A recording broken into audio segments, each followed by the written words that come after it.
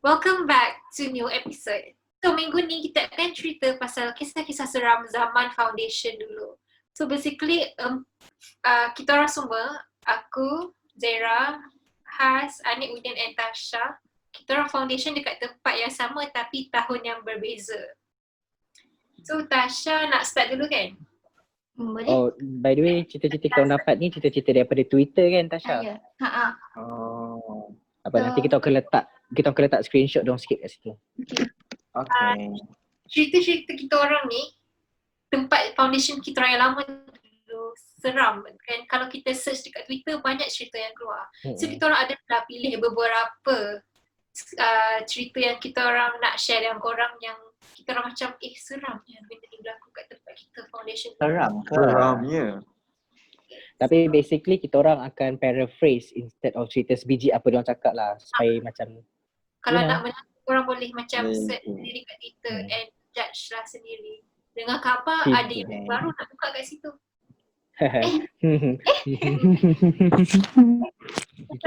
Sambung.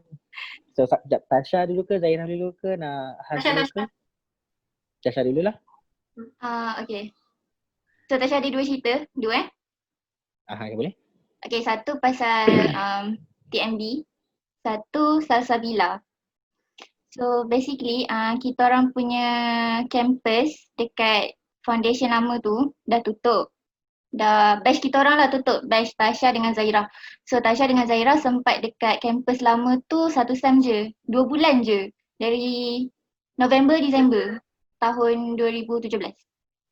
And so kejadian, dua cerita yang Tasha nak cerita ni, TMB dengan Salsabila ni adalah kejadian yang jadi after tempat ni tutup.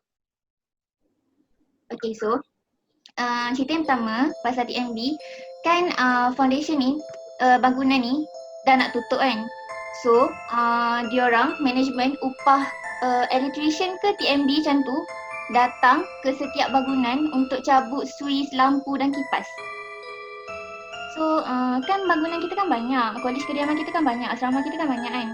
Jadi proses nak buang lampu dan kipas tu ambil masa berhari-hari lah. Sampai ke malam.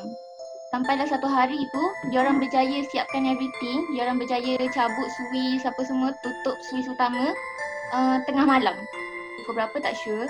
Tapi bila diorang semua dah settle, so diorang semua masuk kereta, para pekerja ni lah, electrician ni semua. Diorang masuk kereta dan diorang nak bergerak keluar daripada tempat komplek asasi ni. Tapi bila diorang dalam kereta tu, on the way diorang nak keluar, salah seorang daripada diorang ni, dia terpandang cermin belakang tau, cermin belakang kereta tu. Lepas tu dia ternampak dekat paling besar tu, ada 9 tingkat tu. Awak. Okay, dekat asrama yang paling besar tu, 9 tingkat kan? Yang paling tinggi tu. Ya.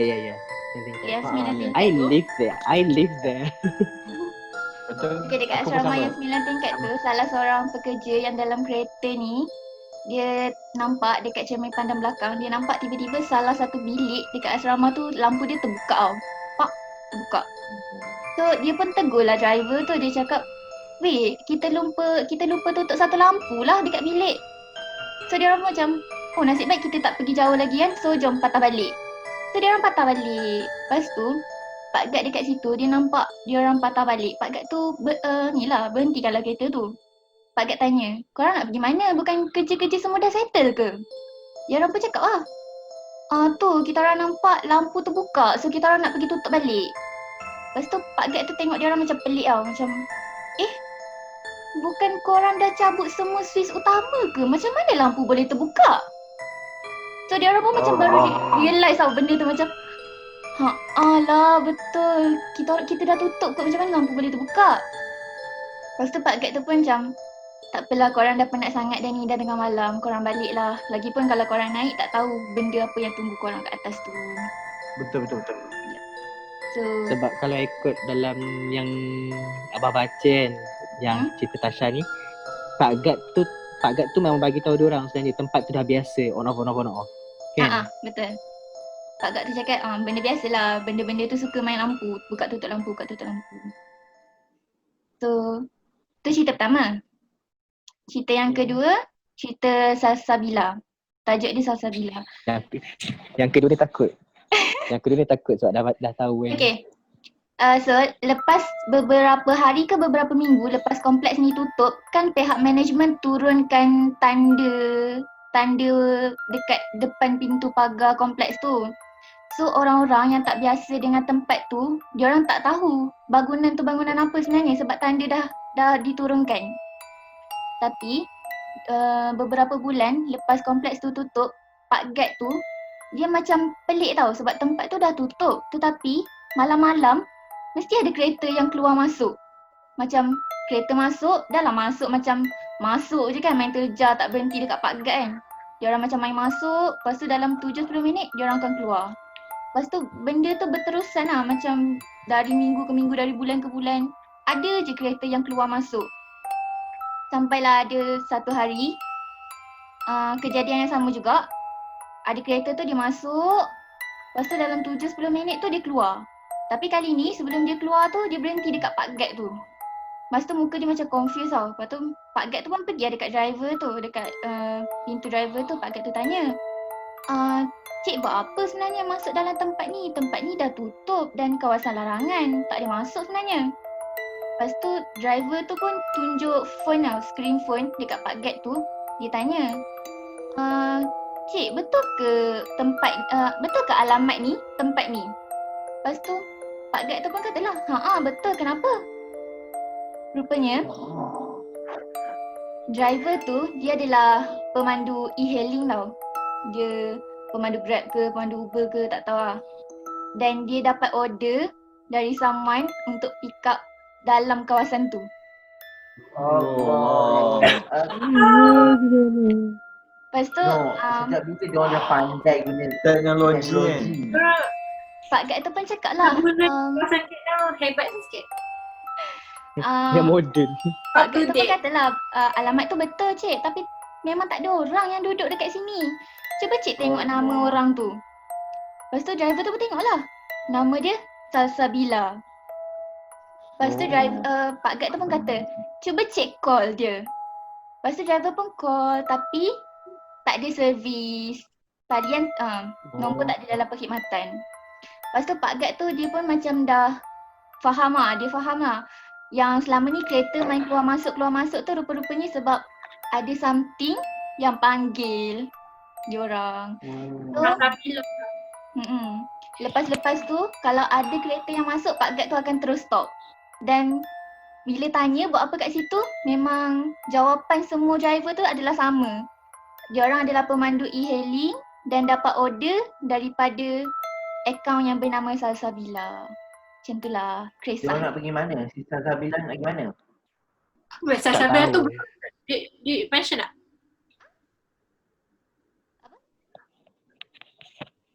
Suara Tasha hilang. Ke Tasha tengah cari? Tak. Ada ni. No, but from the story yang I've read lah, Salsabila tu just macam panggil-panggil je tapi tak munculkan diri, faham tak? Dia nak pergi mana tak tahu lah. Grab tu tak tahu ke dalam Grab cerita nak tu pergi tak mana? beritahu pula. Nanti kita orang insertkan dia punya first page je kot of the Twitter yang kita orang screenshot. So nanti korang boleh search sendiri lah kot cerita tu. Sebab kita orang macam nak insert semua kan memang setengah jam lah benda tu je. Sebab panjang cerita dia sebenarnya. Sebab Twitter kan limited to 280 perkataan je kan. Dia macam thread yang panjang. Yeah, dia track yang panjang. Uish, tak yang Salsabila tu aku bingung. Tapi kan tempat foundation lama kita memang banyak cerita lah. Banyak. Kan? Sebab Zahirah kau jumpa juga cerita kan. Ni aku jumpa juga satu. Tapi kan ni ada orang bagi tahu aku. Aku rasa legit lah orang bagi tahu orang ni waktu aku foundation kat sana dulu. Like Kenapa pula? Ani aku cerita nanti okay, so basically yang dekat thread Twitter tu orang ni dia duduk aku duduk dulu Dulu College. college lelaki. Lepas tu sekarang waktu zaman aku dengan Tasha kita duduk college tu, which is totally a nightmare kan, pasal dah nak keluar kan, macam dah nak tutup tempat tu. So diorang macam tak repair sangat lampu tu malam-malam kalau gelap sampai korang kena pandai-pandai buat lampu sendiri semua kan Tasha? Ingat tak? Legit dia punya tandas kan macam seram. Lepas tu yang lelaki ni dia dah lama lelaki ni dia cerita yang seram dia, bilik dia banjir basically, and diorang tak dapat trace banjir tu daripada mana, tak basah. Diorang je tahu luar waktu hari tu hujan kan. Hari tu hujan lebat lepas tu bilik tu banjir sampai diorang kena kata-kata basah. Tapi bila diorang cari sumber mana datang, kan kalau macam bilik bocor ke apa kan, kadang daripada atap, kadang macam ada lubang kan. Dia bilik tingkat berapa? Diorang tingkat atas sekali. Kenapa bilik tu banjir. Lepas tu diorang macam ni first time berlaku. Lepas tu benda yang seram juga berlaku dalam bilik tu, lelaki ni dia pernah kena tindih. Laki ke? Laki-laki. Lelaki yang aku baca. Ini blok yang depan padang tu, Udin. Blok depan padang. Blok dengan basketball punya area tu. Ya. Lepas tu bila lelaki ni pernah kena tindih, and bila dia kena tindih tu dia tengoklah dekat dia punya peha, like dia nampak macam kuku panjang macam tu. Dia rasa dia tu, dia ingat dia seorang je. Lepas tu dia tanya kawan dia pun macam ada kena kacau. So bilik diorang dah banjir sampai like 3 kali, and bila 3 kali tu diorang dah tak tahan sangat, diorang report datang. Diorang report kat pejabat datang. Pejabat try to trace mana banjir tu, mana punca air ni datang kan, like Faham. tapi tak jumpa. Lepas tu terus suruh diorang Pindahkan pindah. tu. Bila diorang pindah baru diorang dapat tidur dengan rena. Yelah, penat lah jadi mangsa banjir. Ya, kalau tu aku pun stress. Dia bukan banjir tu isu dia. Kau bayangkan lah, kau try macam bilik kau banjir, kau cari punca tak jumpa kat mana air tu datang tu. Lepas tu bilik Tapi kan, jiran tak banjir. Bilik jiran tak banjir. Tapi aku dengar kan, kalau bilik banjir tanpa jumpa punca kan, itu Tangisan. ada, bukan tangisan, yang aku dengar ada diorang ni diorang tengah lahirkan lebih. Diorang tengah lahirkan apa? Diorang tengah macam reproduction, aku tak tahulah Will. Aku tak faham. Dia orang tengah beranak Ya, So they Air said, ketumban. so they said hamba Allah yang nama dia start dengan L yang berbunyi macam kita punya curtain ni, dia rhymes with that. Diorang ni yang tengah lahirkan aku. Melahirkan aku macam okay, that's how they reproduce. I don't know. Aku bayangkan dia punya reproductive system macam mana boleh bilik tu banjir. Masing-masing kan, ya Allah. Masing-masing Keluar semua, term-term semua nak science. jadi biologis. Biologi. Korang nak belajar biologi, tengok video kita orang Jangan tengok Merapu. Okay, tapi kisah-kisah dekat tempat foundation kita tu memang banyak. Aku sendiri ada beberapa kisah-kisah pendek. Aku pernah teman kawan aku yang kena dahsyat-dahsyat. And ada sini aku cerita tentang salah satu blok sebelah masjid ni, yang tu lagi dahsyat. Macam-macam lah. Okay, aku cerita ke? Jap. Aku telah nak ceritakan apa?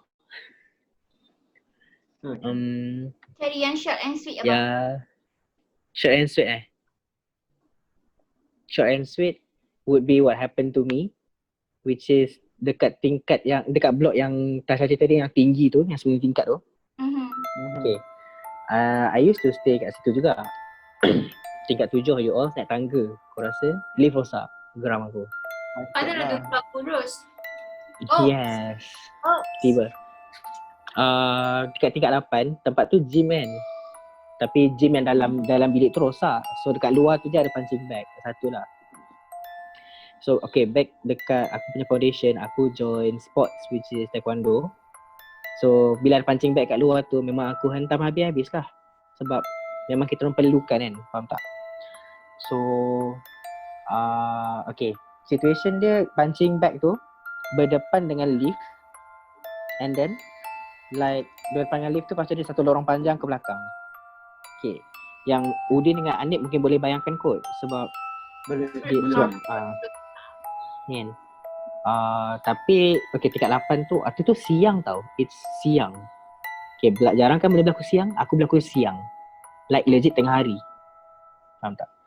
Okay, so waktu tu dekat punching bag tu aku tendang-tendang, tumbuk-tumbuk, biasalah. Sebab apa lagi nak buat kat punching bag kan? Memang itu je nak buat.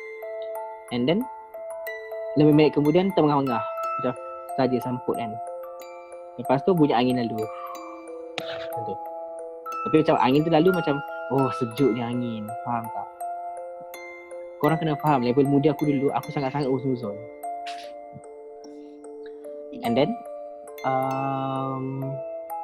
buat lagi, main lagi, tentang lagi.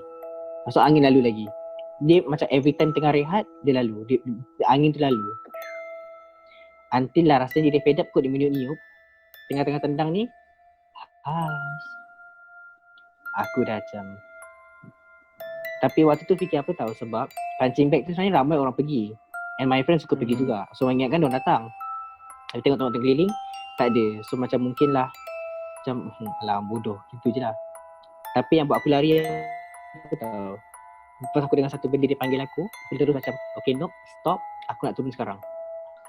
Sebab aku tengah ni. Okay, aku bongsu kat rumah. Aku anak bongsu, Hans anak bongsu. My family call me adik. Sebab bongsu So tenang. Nobody kat CFS calls me adik. But suddenly, adik.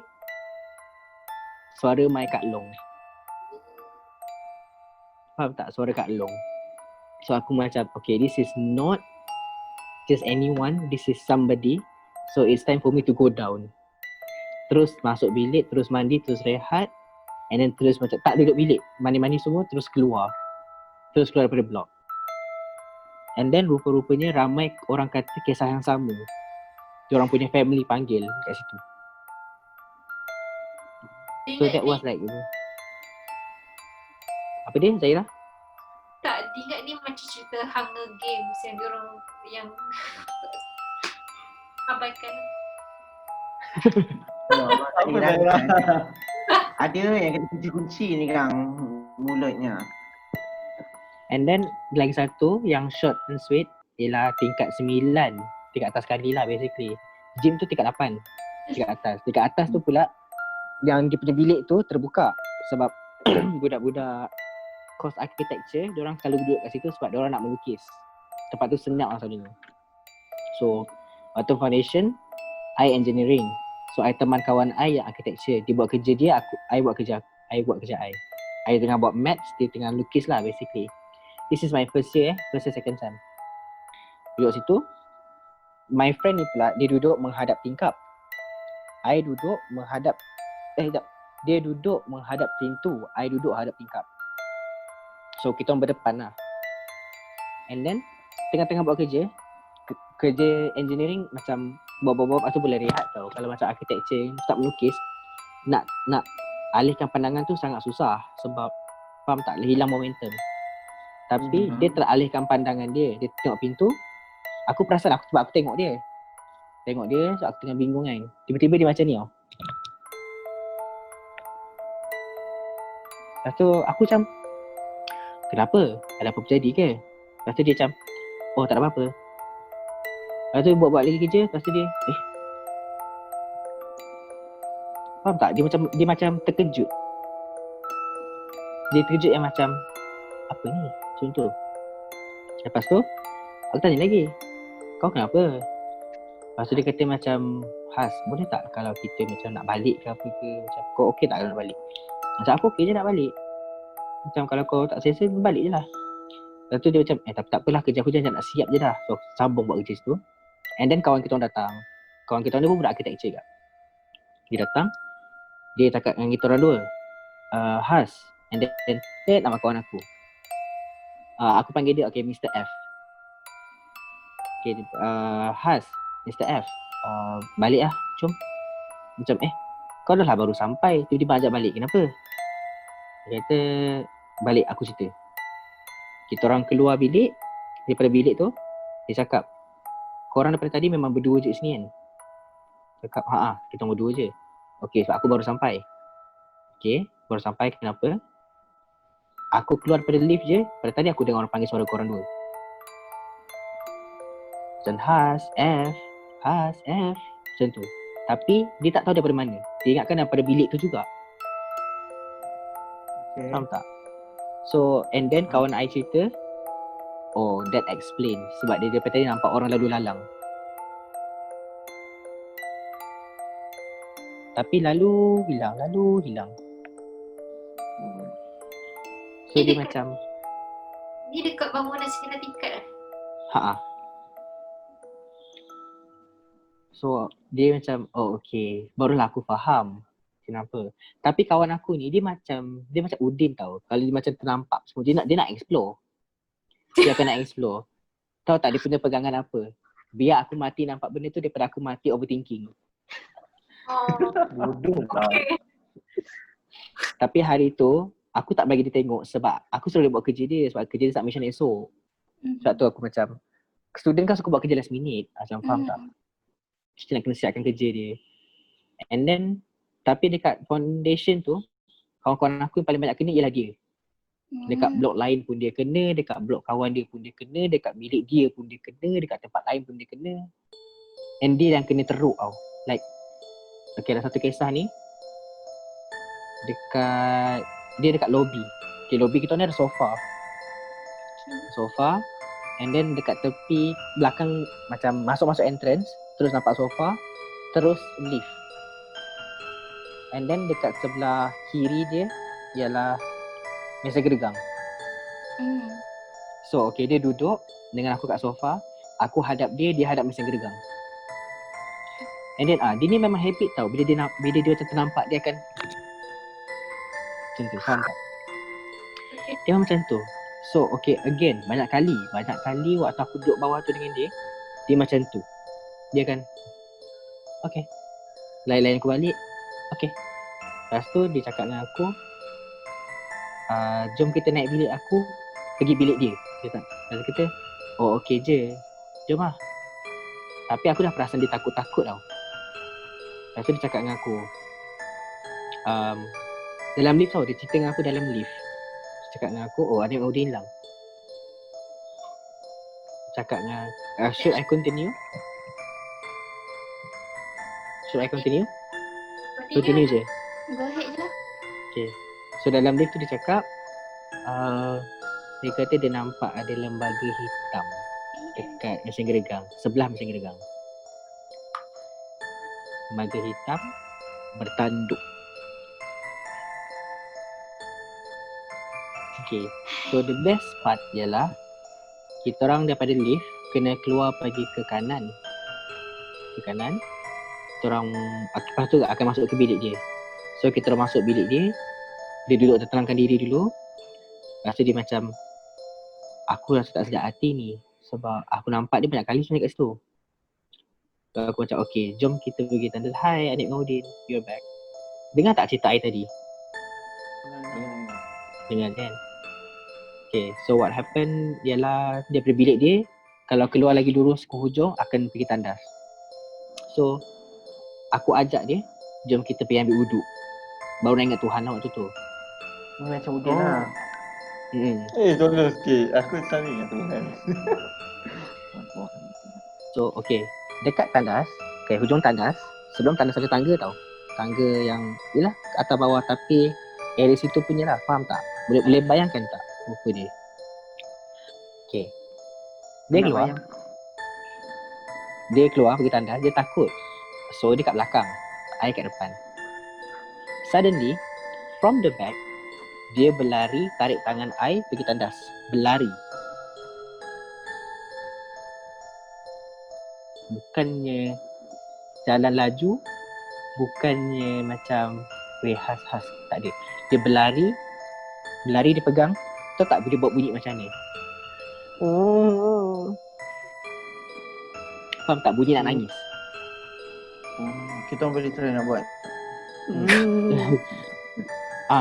Tapi itulah bunyi dia. Lepas tu I kata, weh, kau pergi masuk tandas sekarang, kau pergi ambil wuduk sekarang. Ambil wuduk. Dia ambil wuduk, dia sapu, dia suruh bagai. Tapi dalam keadaan dia sangat-sangat nervous. Dia masuk bilik, dia menggeletar. I pegang tangan dia. Faham tak tangan dia macam ni? Cakap dengan dia, this is masih Mr. F tau. That person who said I'd rather die seeing than mati overthinking. And then what he said was, dia nampak dekat tangga tu, hamba Allah yang dekat meja gelegang tu tengah kejar dia. Kenapa dia menggeletar? Yes, sebab keluar daripada sebab dia nampak, sebab daripada jalan tu kita boleh nampak tingkat bawah tau. Dia nampak berlari and then dekat tingkat kita orang tu dia keluar. Faham tak? That's why dia larikan diri dan tarik tangan aku. Aku macam so masa tu malam tu aku terus macam aku bagi dia Al-Quran, aku suruh dia pegang, suruh dia baca. Dia tenang sikit, aku terus suruh dia tidur. Dan aku suruh dia tidur peluk Al-Quran. Sebab takut nanti dia kena tindih kan. So aku suruh peluk Al-Quran, tidur dulu Al-Quran. Ini roommate dia datang. Aku kata dengan roommate dia, tolong jaga dia jap sebab dia baru lepas kena kacau. And then macam tu lah. And then aku keluar kejap, aku pun nak tenangkan diri. I tenangkan diri, masuk balik, kawan dia hilang. Kawan dia macam, kata aku message lah kawan dia, kau kat mana? Oh, aku keluar balik tadi sebab aku nak buat kerja kat luar. Aku macam, roommate kau baru lepas kena kacau tak bodoh? Terus lepas tu, memang mana-mana dia pergi, memang I akan teman dia. The only time I tak teman dia ialah waktu dia pergi kelas. Yang lain-lain semua I teman dia. Sebab dia nak lintas jalan pun dah takut. Dia nak ke bilik lain pun dia takut. Like everybody pun dia takut. Faham tak? Itulah yang dia dahsyat kena. Macam aku rasa kalau aku kena pun aku takut tau. Aku kan, bila kau cerita, biasanya bila orang kena kacau kan, like dia macam bunyi, kita nampak tapi tak pernah sampai tahap kena kejar. Dia kena kejar. Yang dia cerita lah. I mean aku tak nampak kena kejar macam mana sebab aku tak kena kejar, yang kena kejar dia. Kalau aku setiap minggu aku caw balik. Kedua asrama. Dia tak boleh sebab kita punya foundation kan dekat area Selangor kan. And then dia ni berat Pahang. Tak boleh. Dia nak makan pun kadang-kadang pinjam duit aku. Dia taklah berada mana. Seram malam ni. Seram Betul. Korang ada apa-apa nak cerita tak? Tapi tempat foundation kita tu memang banyak. Kalau nak cerita, rasanya memang bukan 2 episod je kita cerita. Memang berepisod-episod. Banyak gila. Okay. Nanti, nantilah. So, sampai ni kot episod kita. Aku rasa macam minggu ni macam banyak cerita seram sampai yang berat tau. So aku macam apa jadi sebenarnya? kan, kau bayangkan nanti lepas ni aku nak edit semua. Bodoh lah.